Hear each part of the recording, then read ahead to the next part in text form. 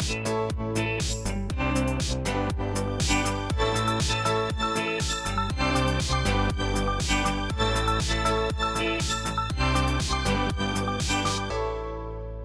anti-PCSK9 sont autorisés et remboursés à la prescription suite à 2 études qu'on peut appeler pivots, l'étude Odyssey Outcome et l'étude Fournier. Nous avons la chance d'avoir avec nous Gabriel Steig, qui était un des investigateurs principaux de Odyssey Outcomes. Gabriel, pouvez-vous nous rappeler les résultats principaux de cette étude et, puisqu'elle est parue il y a 2 ans, les développements et les études complémentaires qui en ont été faites? Alors, je vais partager avec vous un peu les résultats principaux et quelques-unes des analyses complémentaires que nous avons pu faire depuis. Alors d'abord, le contexte, c'est qu'on sait depuis longtemps que chez les patients qui ont un syndrome coronarien aigu et qui sont, dans l'immense majorité d'entre eux, traités par statine, il y a une relation entre le taux de LDL cholestérol résiduel sous statine et le risque d'accident cardiovasculaire récurrent. Ça, c'est une des méta-analyses de la littérature qui montre bien cette relation. Deuxièmement, nous avons depuis plusieurs années des nouveaux médicaments, les inhibiteurs de PCSK9, diapositive suivante, qui sont l'évolucumab et l'alirocumab, dont nous savons qu'ils entraînent une baisse prononcée et prolongée du taux de LDL cholestérol, que, comme cela a été dit, que les patients soient sous statine ou qu'ils soient même en monothérapie ou associés à l'ézetimibe.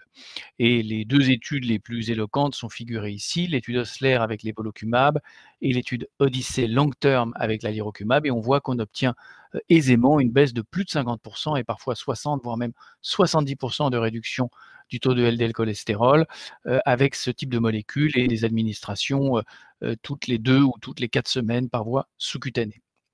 La question, c'est est-ce que abaisser le taux de LDL cholestérol va se traduire par un bénéfice clinique? Alors, dans Fourier, ça a été testé avec l'évolucumab sur des patients stables. Pour ce qui est du post-syndrome coronarien aigu, il y a une étude pivot qui l'a testé, c'est l'étude Odyssey Outcomes que j'ai eu le plaisir de mener avec mon collègue Greg Schwartz. Diapositive suivante. Et Odyssey Outcomes s'est intéressé aux patients convalescents d'un syndrome coronarien aigu qui avaient déjà été traités et revascularisés et qui, après syndrome coronarien aigu, alors qu'ils étaient sous statine de forte intensité, avaient des lipoprotéines qui n'étaient pas l'objectif, c'est-à-dire essentiellement un taux de LDL cholestérol supérieur ou égal à 70 mg par décilitre. Ils pouvaient aussi rentrer dans l'étude si leur non-HDL ou leur ApoB n'était pas à l'objectif sous statine. La grande majorité de ces patients recevaient une forte dose d'une statine intensive, c'est-à-dire 20-40 de rosuvastatine ou 40 à 80 mg d'atorvastatine. Il y avait une période de run-in, c'est-à-dire une période où on entraînait les patients à s'injecter avec un injecteur sous-cutané. Pendant cette période, on vérifiait que leur taux de LDL cholestérol était bien au-delà des cibles et qu'ils n'étaient pas en train de répondre aux statines qui parfois avaient été instaurées au moment du syndrome coronarien aigu. Et s'ils étaient toujours éligibles, ils étaient au bout de cette période de run-in, tirés au sort entre un traitement par alirocumab administré toutes les 2 semaines ou un traitement par placebo administré également toutes les 2 semaines par voie sous-cutanée. Le traitement par alirocumab commençait par une dose faible de 75 mg qui était titrée en fonction de la réponse au cholestérol LDL pour essayer d'amener le LDL cholestérol qui était au départ au-delà de 70 dans une zone cible entre 25 et 50. Si le traitement n'était pas dans la zone cible du fait d'un effet insuffisant, la dose d'alirocumab était augmentée. Et si au contraire elle était trop basse, la dose d'alirocumab était diminuée, voire même l'alirocumab suspendu si le patient avait de façon répétée des chiffres inférieurs à 15 mg par décilitre. Et tout cela a été fait en maintenant le double aveugle, ce qui n'était pas simple. Alors, quels sont les résultats d'Odyssey Outcomes? On a inclus dans l'étude de 18 924 patients. Diapositive suivante.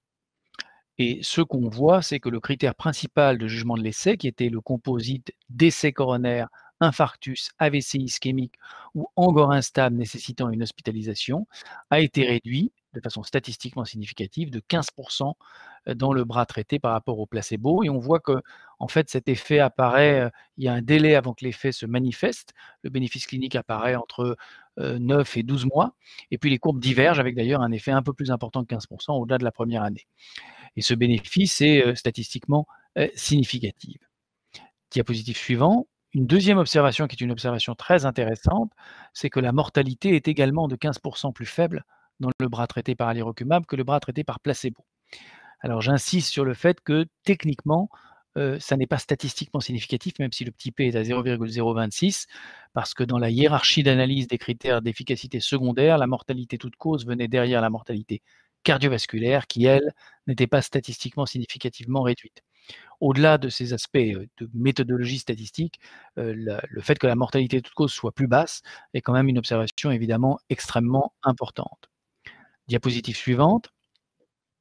Alors, qu'est-ce que ça donne en termes d'amplitude d'effet en valeur absolue et en valeur relative?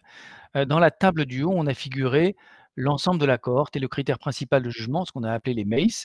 Et vous voyez les taux d'événement dans le bras alirocumab 9,5%, dans le bras placebo 11,1%, donc la réduction absolue du risque est de 2%, et donc le nombre de patients à traiter pour éviter un événement est de 49.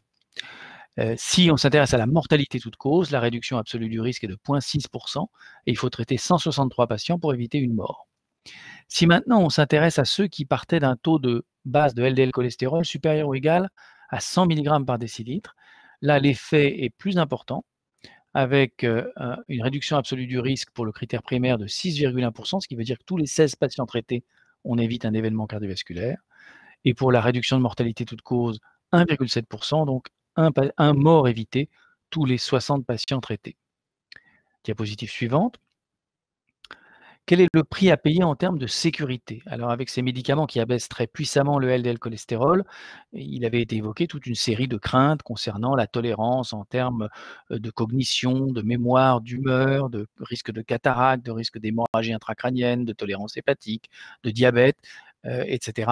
Et en fait, la bonne surprise des deux grands essais pivots que sont Fourier et Odyssey Outcomes, c'est que dans les deux essais, la tolérance a été remarquable, et que les seuls effets secondaires notables qui ont été observés plus fréquents dans le groupe traité, ce sont des effets mineurs au point de ponction, au point d'injection, rougeur, prurite, gonflement, en général très modérés, en général disparaissant après quelques semaines.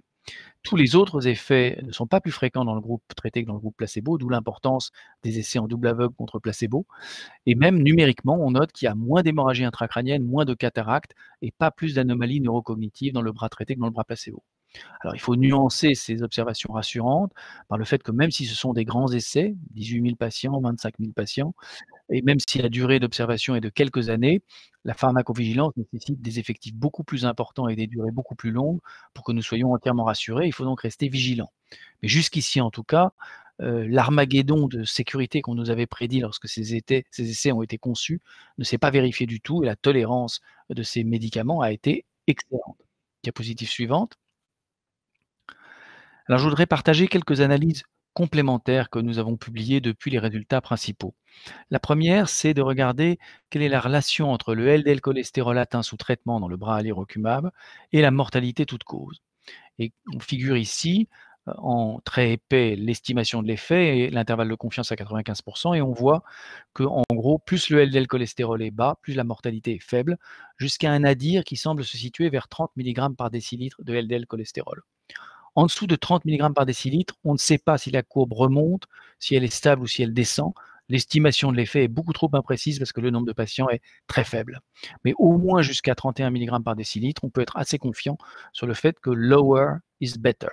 Plus c'est bas, mieux c'est. Deuxième observation, diapositive suivante. Nous avons regardé l'effet de l'alirocumab sur le risque d'accident vasculaire cérébral. Et vous observez en vert une réduction du risque d'accident vasculaire cérébral par l'alirocumab. En bleu, on voit que l'essentiel du bénéfice vient de la réduction des accidents vasculaires cérébraux ischémiques. Et en rouge, on note qu'il n'y a pas d'excès du risque d'accident vasculaire cérébral hémorragique, alors que c'était une crainte réelle, puisqu'avec les statines, il y a eu des observations de chiffres plus élevés d'accidents hémorragiques sous statine. Et bien avec les inhibiteurs de PCSK9, ça n'est pas le cas. Et même, on observe d'une part que numériquement, il y a moins d'hémorragie cérébrale sous alirocumab que sous placebo, et qu'il n'y a d'ailleurs pas de relation entre le taux de LDL cholestérol atteint dans Odyssey Outcomes et le risque d'hémorragie intracrânienne. Diapositive suivante. Une autre analyse que je trouve intéressante est une analyse en fonction de l'âge des patients. Ici, nous avons stratifié les patients en dessous et au-dessus de 65 ans, et on a fait une analyse tout à fait similaire pour 75 ans. Et ce qu'on observe est très intéressant. les patients de plus de 65 ans ont à l'évidence un risque d'événements cardiovasculaires plus élevé que les patients plus jeunes. On voit bien la comparaison des deux courbes placebo en bleu. Les plus âgés ont un risque plus élevé. On observe qu'en termes d'effet, il n'y a pas d'interaction significative sur la réduction relative du risque. L'effet est concordant chez les sujets jeunes et chez les sujets âgés.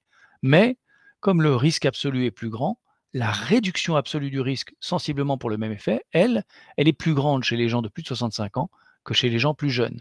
On voit qu'il y a une réduction absolue de 3,7% contre 0,9%. Et donc, c'est un peu contre-intuitif, mais il n'y a aucune raison de priver les sujets les plus âgés du bénéfice du traitement préventif ici, parce qu'en fait, en ampleur de bénéfice et en gain, si on peut dire, pour les patients traités, le gain est plus grand chez les patients les plus âgés. Donc ça, je crois que c'est intéressant au regard de la tendance naturelle qu'on aurait de réserver des interventions intensives aux sujets les plus jeunes. Diapositive suivante. Nous nous sommes également intéressés à la stabilité de l'effet. Est-ce que l'effet hypocholestérolémien est maintenu au fil du temps? Alors, dans la publication Princeps, il y a la figure de gauche où on voit le taux de cholestérol au fil du temps, en rouge dans le bras alirocumab, en bleu dans le bras placebo, et on voit que dans les deux bras, il y a une tendance à une remontée du taux de cholestérol au fil du temps. Mais nous pensons que cet effet est un artefact qui reflète d'une part les patients qui sont non adhérents au traitement, qui arrêtent leur traitement. Deuxièmement, les patients qui arrêtent leur statine, c'est-à-dire le traitement de fond sous-jacent à l'alirocumab ou au placebo, puisqu'on voit que même dans le bras placebo, le taux de LDL cholestérol remonte. Et puis également le design de l'étude, puisque comme je l'ai dit, certains patients qui descendaient trop bas avaient une diminution de leur dose, voire même un arrêt de l'alirocumab. Alors, on a refait une analyse, comme l'avaient fait les investigateurs de l'étude Fourier, en se focalisant sur les patients qui ont un traitement stable pendant toute la durée de l'étude, sans diminution de la dose, sans arrêt du traitement et sans diminution des statines. Diapositive suivante, et on observe à ce moment-là que l'effet hypocholestérolémiant est beaucoup plus stable. C'est la figure de droite, que tant dans le groupe placebo que dans le groupe alirocumab en rouge, eh bien, l'effet hypocholestérolémiant se maintient parfaitement au fil du temps. Diapositive suivante. Enfin, une des questions pratiques, c'est quel est le pourcentage de patients qui vont avoir besoin d'une intensification du traitement hypocholestérolémiant s'ils reçoivent une dose intensive de statine puissante. Alors là, on a des données issues de Pruvit, ça vient directement de Pruvit, où tous les patients sous atorvastatine 80 mg après syndrome coronarien aigu ont été dosés, enfin leur cholestérol a été dosé, on a regardé quelle était la proportion qui était à l'objectif, soit 0,7, soit 0,55. Alors en rouge, on a 0,7. On voit que la distribution des taux de LDL cholestérol sous 80 mg d'atorvastatine, c'est pratiquement gaussien. Et on voit qu'en gros, un tiers des patients sont au-delà de 70 mg par décilitre. Si maintenant l'objectif est le nouvel objectif des recommandations européennes depuis 2019, c'est-à-dire 55 mg par décilitre, maintenant, c'est 2 tiers des patients qui vont être au-dessus de l'objectif. Et donc, il va y avoir un gros pool de patients qui vont avoir besoin d'une intensification du traitement par les étimibes et éventuellement les inhibiteurs de PCSK9. Alors, si on rajoute aux statines intensives les inhibiteurs de PCSK9, combien de patients vont être à l'objectif? Diapositive suivante. Alors ça, on l'a regardé dans ce travail d'Ulf Landmesser, qui a été présenté à l'ACC et qui est en voie de publication. Et ce qu'on observe, c'est que quel que soit en gros le taux de LDL cholestérol de départ, eh bien, on va amener à peu près 90 à 95% des patients à l'objectif. Vous voyez qu'en moyenne, 94,6% des patients du bras alirocumab ont atteint l'objectif de 1,4 mmol, c'est-à-dire 55 mg par décilitre, alors que dans le bras placebo, même avec les étimibes en plus des statines, ça n'est que 17%. Diapositive suivante. Enfin, dernière question. J'ai dit que tous les patients étaient sous dose maximale tolérée de statine, avec en général des statines intensives, mais certains patients ne toléraient pas des fortes doses de statine. Et certains patients n'avaient même aucune statine parce qu'ils avaient une documentation d'une intolérance vraie aux statines avec au moins 2 doses de 2 statines différentes. Et on a regardé, c'est un travail de Raphaël Diaz qui vient d'être publié dans l'European Journal of Preventive Cardiology, l'effet du traitement en fonction de ces 3 groupes. On observe 2 choses. La première, c'est que le bénéfice sur les événements cliniques est concordant, que les patients aient été au départ sous forte intensité de statine, sous intensité modérée ou moyenne, ou même qu'ils n'aient eu aucune statine. Et en particulier, ça répond à une question qui est fréquemment posée. Est-ce qu'il y a un bénéfice clinique à donner des inhibiteurs de PCSK9 chez des patients qui n'ont pas de statine? Et vous voyez que bien que l'effectif soit faible, il y a un bénéfice clinique. Et ceci est en partie lié au fait que ce sous-groupe de patients qui sont des intolérants documentés aux statines ont, comme vous pouvez le voir dans le groupe placebo, un taux d'événement élevé. Ce sont des patients à haut risque. Et ça, c'est bien documenté dans la littérature. Voilà, je crois que je vais m'arrêter là, mais il y a beaucoup d'autres analyses dont j'aurais pu parler, des analyses secondaires d'Odyssey Outcomes. On travaille activement avec les investigateurs à les mettre dans le domaine public, à les publier et les présenter et l'histoire ne s'arrête pas là, j'aurai encore beaucoup d'autres résultats à vous montrer dans les années qui viennent. Merci Gabriel. Ce qui est fantastique, c'est que moi, je vois les questions défiler en parallèle et pratiquement toutes les questions qui ont été posées ont une réponse dans la présentation qui vient d'être faite, ce qui montre en quoi les 2 ans d'analyse de l'étude ont permis de répondre à énormément de questions concrètes, c'est-à-dire c'est pas de la publication pour de la publication, il y a une question posée avec les données de mon étude, comment puis-je y répondre? Alors, je vais quand même poser quelques questions. Alors, une est triviale et la réponse va être très simple. Existe-t-il un effet dose dans l'étude Odyssey Outcomes? Ce qui va permettre de préciser la dose utilisée.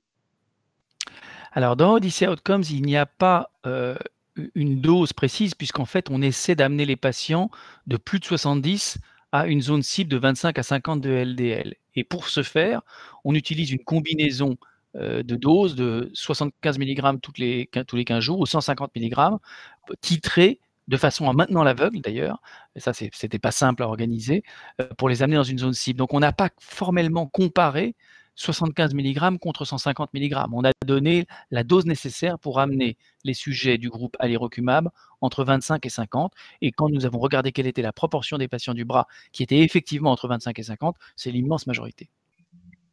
Deuxième question très simple, juste pour rappeler quel était le LDL moyen dans le groupe placebo et le LDL moyen dans le groupe traité au cours de l'étude.